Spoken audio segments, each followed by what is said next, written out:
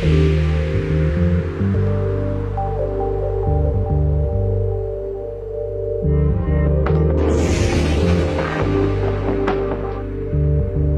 process de développement de X1 est assez similaire à un concept car classique finalement, avec d'abord un brief qu'on définit ensemble entre les gens de communication, de marketing et du style.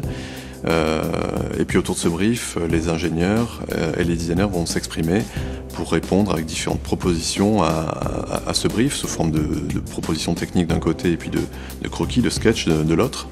Alors en l'occurrence sur X1, le process a été un petit peu différent de ce qu'on connaît d'habitude, parce que la préoccupation numéro 1, c'était la performance. C'était réussir à battre des records avec cette technologie électrique.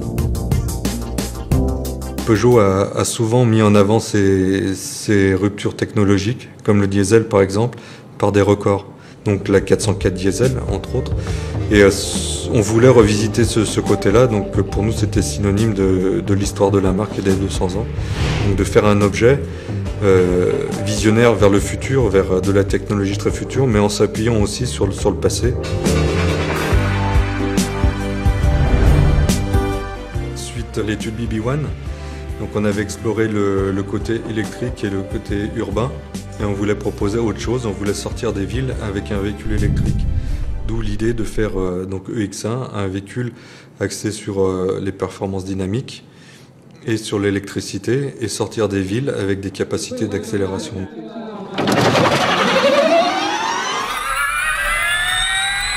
Les contraintes techniques, ça a été l'implantation des batteries et l'implantation des moteurs électriques. C'est une 4 roues motrices. Donc plusieurs moteurs électriques dans la voiture, 3 batteries de grand volume pour atteindre les performances qu'on souhaite. Et pour un véhicule qui fait à peine 1 mètre et quelques de haut, effectivement l'implantation de ces différents éléments a été un petit casse-tête, et il a fallu dessiner la voiture et placer les occupants autour de ces éléments plutôt volumineux. Ça, c'est vraiment la première architecture qui a permis ensuite aux stylistes d'avoir un aperçu de ce que pourrait être la voiture et de travailler dans cet esprit-là.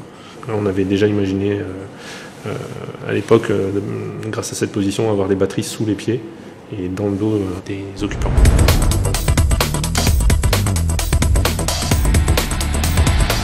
Alors il fallait que le concept car évidemment parle des valeurs esthétiques, des valeurs design des futurs Peugeot, et à la fois traduise la performance de la voiture. Donc on a beaucoup travaillé à la fois sur les codes Peugeot, en particulier sur la face avant, et puis sur la performance de la voiture, sur la partie arrière, et la voiture tout doucement travaillant en dégradé de l'avant, ADN Peugeot, jusqu'à l'arrière, performance électrique de la voiture.